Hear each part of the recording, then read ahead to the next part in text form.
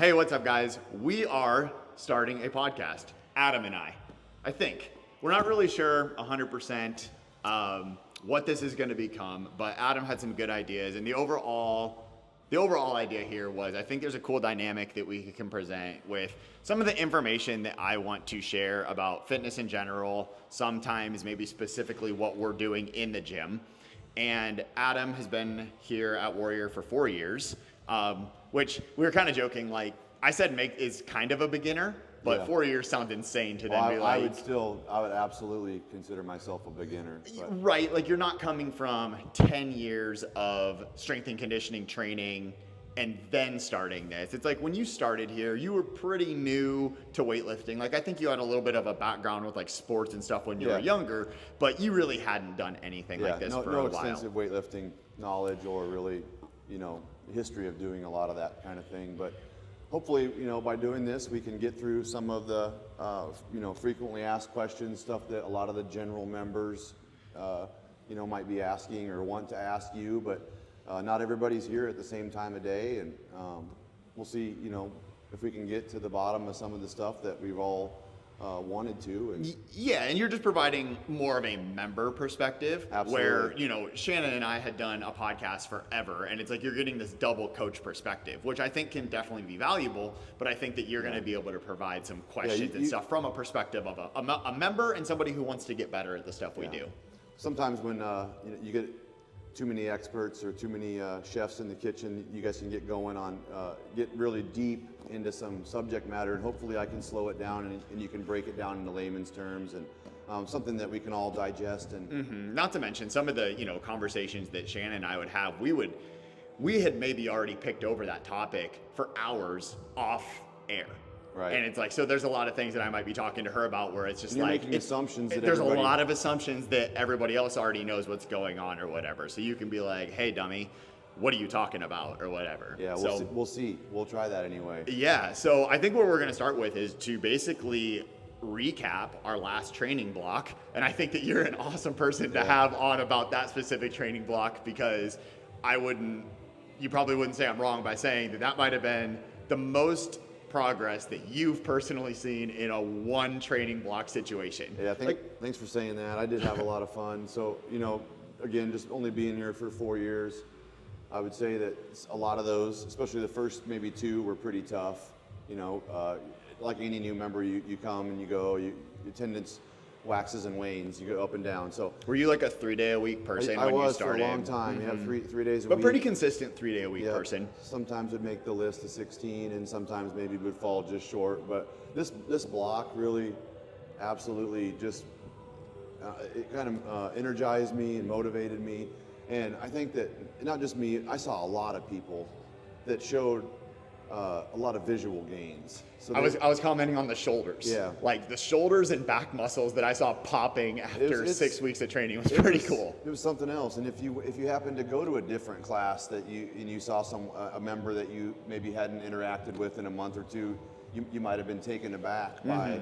You see the same people every day. It's still noticeable. Like over time, it's noticeable. But you pop into a class where you hadn't seen somebody for 3 or 4 weeks, and you're like, dude, you're kind of filling out your T-shirt in a good way. Beefy. Yeah, exactly. That's great. That? I've always been a side sleeper, and I think it was only maybe the 2nd or 3rd week into the block, and I had commented to you during class that I was finding myself having to lay on my back more just because there was more meat. I got some meat on my shoulders. Which I'm a pretty wiry, thin guy, so to grow some shoulders and some arms in just 6 or 7 weeks, I was very excited to talk about it. It was noticeable, yeah. So I mean, I think that block lent itself just to things that you needed to work on, and you really responded well to it. But I mean, we were overhead pressing heavy, and we were strict pulling twice a week. Like, that's a great way to grow some upper body size. Mondays and Fridays, and if you made it in here consistently, every Monday and Friday, and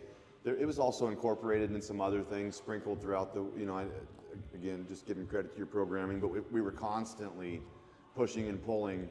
And for me, I think on the first week, it was either sets of 5 or 7, and I was using a red band to get through those pull-ups. Mm-hmm. And at the end, to be, attaching 35 pounds to my waist and, you know, have it hanging from me and doing sets of 3 and 4. You went from assisted, like needing a band to help you do it, to putting weight on your body to make it 35 harder. pounds and sets of 3. So I was just really excited to be able to do that. Because like you had a really good base layer of strength and fitness down, and you put good effort into that, and I guess what I'm trying to say is you kind of had all the ingredients. Everything was there for you to make the gains that you did, and it happened or whatever. And it wasn't just me. There was dozens. There was definitely lots of people that were doing it, and not saying that there were people who didn't see any progress either. But if you're somebody listening this or watching this, and you're like, oh yeah, I definitely felt like I made some improvement, but it was nothing like that. It's like this might be something where we talk about that training age kind of, it manifests a little bit more, where it's like, the longer you're here and you kind of build your base layer of fitness, the better chance you have of a certain block kind of just clicking for you. So there is certainly an element of that for me and many others as well. And I think that really, there's something to that too, where you really have to get here every day, even if it's difficult. And maybe not every day, but if you're only coming once or twice a week, add that third time. If you're coming 3 times, try to push yourself. Find that 4.5 time a week average.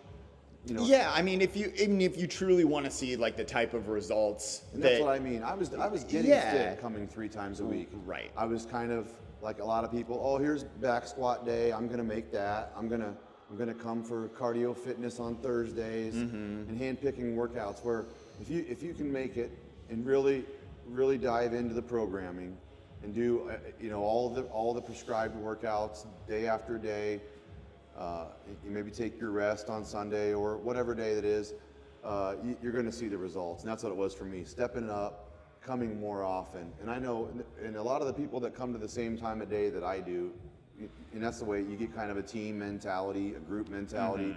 Everybody decides we're going to come more. We're going to have better attendance, and when the 3 or 4 or 5 of us started, results followed. Yeah. And so I would love to talk more about, that last block and how we got there. And then I also, for me and for a lot of beginners, I think let's talk about why do we do blocks? You just want to start there with the block training? If we could, why, I think a lot of us, me included, before I came here, I went to the Y a couple times a week, and you would find yourself doing the same simple workouts. Anyone could name what those are. But you come here. You mean like your classic like bench press, push pull day, kind of your classic bodybuilding split type curls, stuff? Squats, and with no real rhyme or reason to why, no building method, no goals. You come in here, and things change, and it's different. And if you could just explain to everybody why we work in blocks, it was news to me. Yeah, so we haven't always done that. I'm trying to think when we started doing kind of these block type programs, and I'm gonna guess it was somewhere around 2020 or so. When did you start? Yeah. Then, have we always done blocks since you started? I don't know if you call it. I think so. Okay, so you probably started right around the time that we made it a consistent thing, like kind of part of what we do here. Yeah. But before then, we followed more of like a traditional, which we were affiliated with CrossFit at the time, and we followed more of a traditional CrossFit style programming, which is just a little bit more variance. And sometimes you would even say it's more random, which I think is fine. I think it works better for more experienced people though, to be able to throw in like just randomness. Like maybe you go 2 weeks without ever snatching or overhead squatting or something like that. And if you have 3, 4, 5 years of training experience, like myself, I've been doing this type of training for 11 years now. No problem. You can go right into a snatch and not do it again for 10 days. Exactly, or longer. Like right. I have been sick the last 3 weeks, so I haven't. Today was my first workout in 3 weeks. Let me stop you right there. So again, I've been doing this for a few years now, but the snatch or other multi-step movements, multi-step pulls, or like complex. I still need at least a coach to stop by and say, widen your grip, shorten your feet, and I think that far more of us need those type of pointers and would not be able to just pick up the snatch, for example, after not doing it for 10 to 12 days. Right. So but my point was it could be even longer than that. I could probably go 2 months without snatching. It's just that I've done it so much across the 11 years that I finally got to the point where I could go 2 months without snatching, pick a bar up, and do pretty well with it. Well, the thing is, though, to get to that spot where you're able to go a long period of time without doing a certain movement and just being able to jump back into it, at one point you had to do it enough to where you were able to build that. Proficiency. So, yeah. So, I mean, I have probably a 2-year block of time from 2015 to 2017 where I snatched 3 days a week. Wow. For 2 years. So it's like, that's what's allowed me to... Repetition. Yeah. So, which leads me into why we do block programming. If, let's say the timeline that you've been here, 4 years, let's say we did one snatch session every other week for that first year. I can almost guarantee you from week 1 and then snatching again on week 3, we're almost having to just reteach you. Yeah. Like there's not a lot of carryover from week 1 to week 3 if you don't do it on week 2. You're gonna be, hey, where's my grip?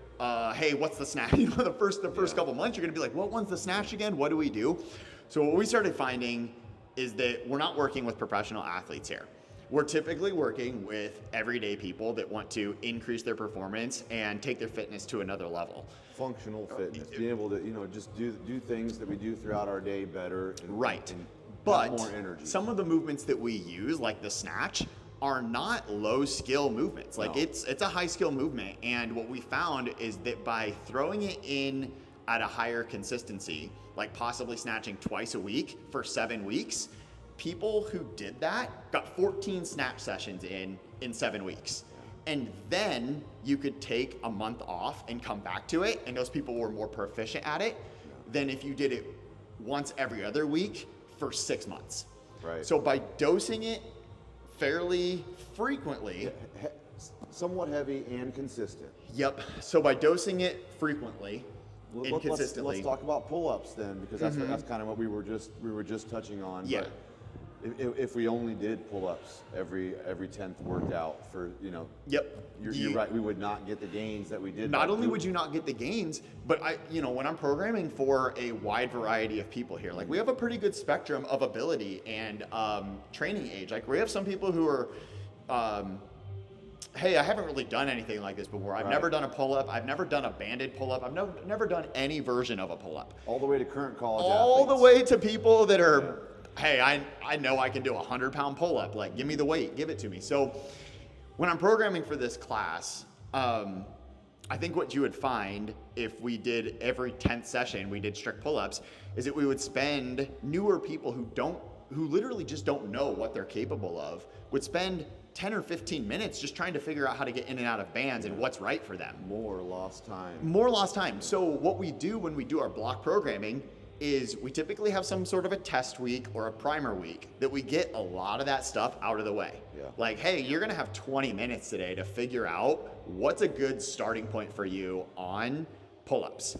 And sure, we don't get as much work done in that one class, but the next week, We've laid the groundwork. you've laid the groundwork, and the next week when it's time to do pull-ups, you can be like, okay, last week I used a green band. It's right there in my notes. That's what I'm using. Yeah. And now we don't need 20 minutes to get in a pull-up session. We can get a pull-up session in 12.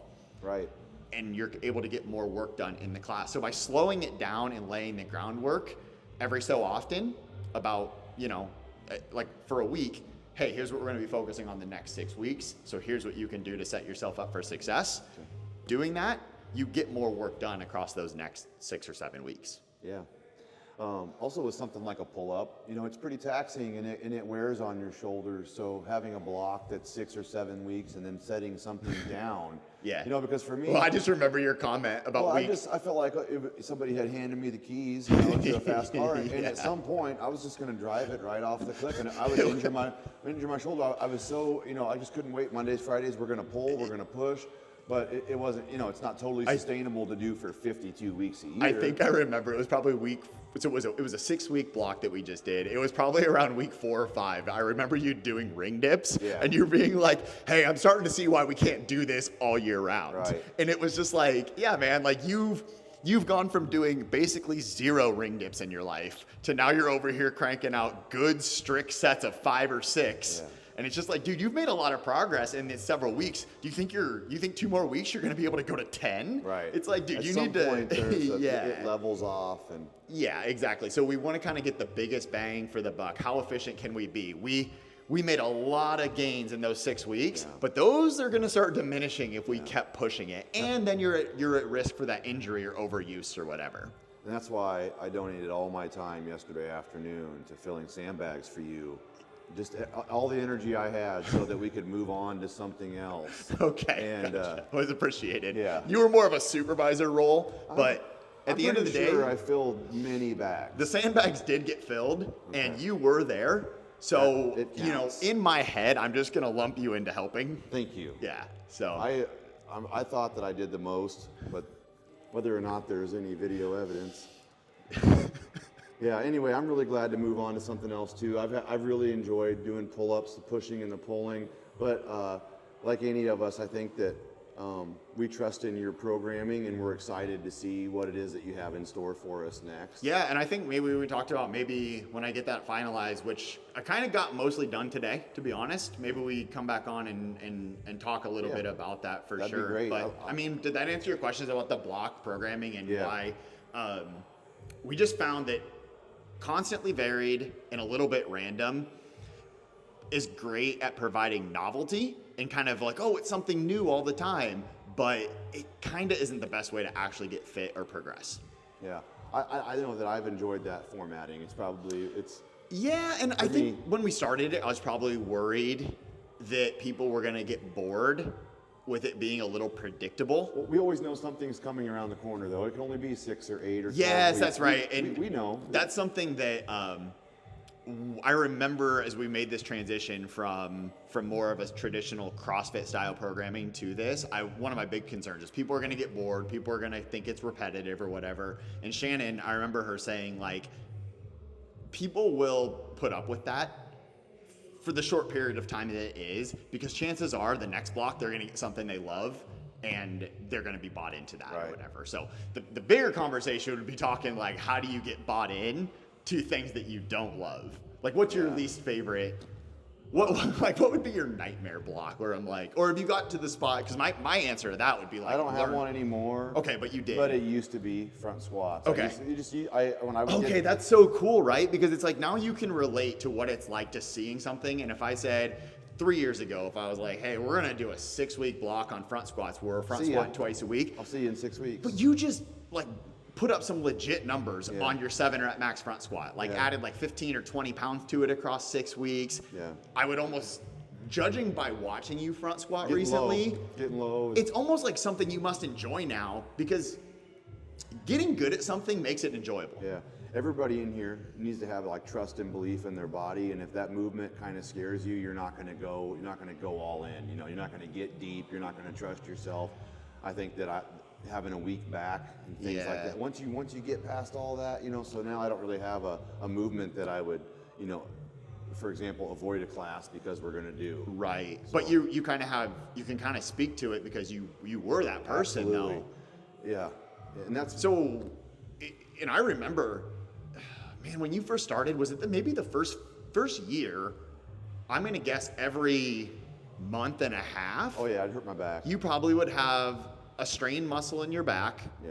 That you would go lay on the floor. Yeah. And you'd be like, dude, this sucks. And to be honest, man, like, I can't really specifically remember if I thought this about you, but like, I wouldn't expect somebody that was having that many issues to continue doing this. Yeah. And I wouldn't really say you were consistently going too heavy. Looking back, you probably were, Yeah. because your capacity was just so much lower than we thought. And is that how you got past it? How did you Yeah. get past that? Did you have to? Attendance is a big thing. Oh, say so. Consistency helped. Yeah, and then being honest, like it's all of the cliche stuff. Mm-hmm. Everybody, you have to eat well, you have to get right, all that stuff. But I talk to a lot of the other members in class. I think you probably see me maybe drift around too Yeah. much talking to folks at times. But everybody is similar in that way. In what way is that? Just that, they have a movement that, in the back of their head, they're, I don't know, this isn't my favorite thing to do, or Just lacking the confidence in it, or Yep. And then if they're willing to, put all that behind them and go all the way into it, you're going to get there, regardless if you're 20 or 60. I think going all the way into it is like, what that probably means for most people is that movement that you're struggling with or struggling to find fun or have confidence in. Break it down to the start all the way absolute over. most Yes. basic. Let me just touch on that. For me, I'm 6'2" and 200 pounds. So for me to put 85 pounds on the bar and do a front squat is laughable probably to a lot of people, but that's where I went down to and started building from there. A low weight. Yeah.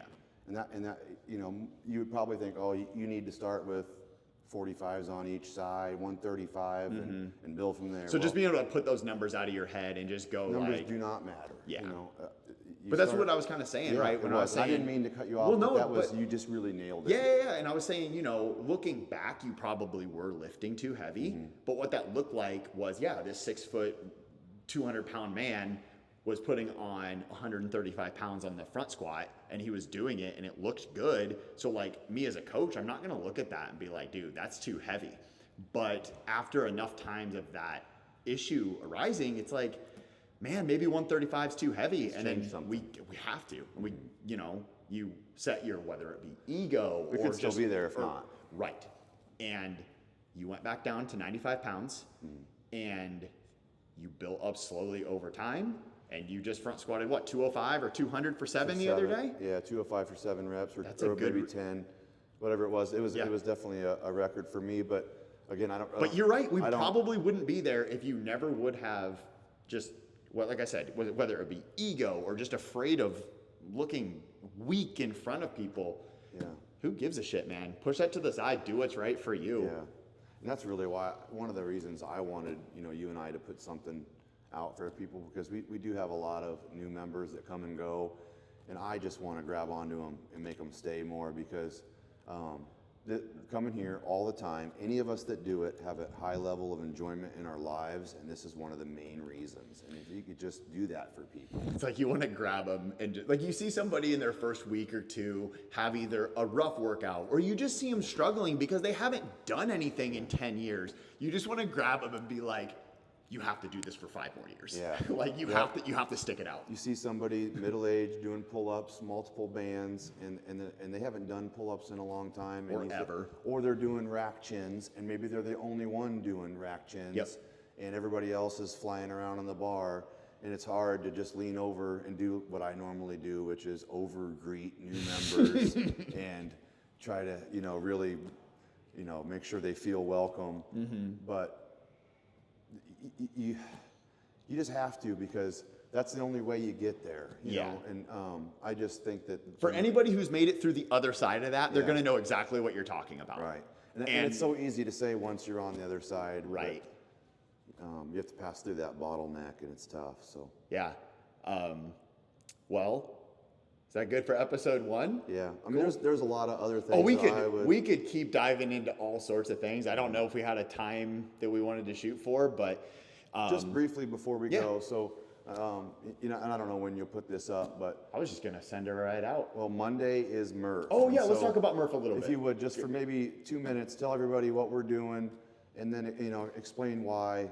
And because this is one of the most important things. I know we're not technically CrossFit, we're strength and conditioning gym, but this is something that really ties our community together, and all gyms. Yeah, I mean, it obviously was born in the CrossFit community as they was like a CrossFit.com workout, but I mean, it's spread to, you got high school kids. Every that are at their- YMCA. Right, any Globo gym, and high school weight rooms are starting to do this stuff during the summer or whatever. But so yeah, as most people know, every Memorial Day we do the hero workout Murph.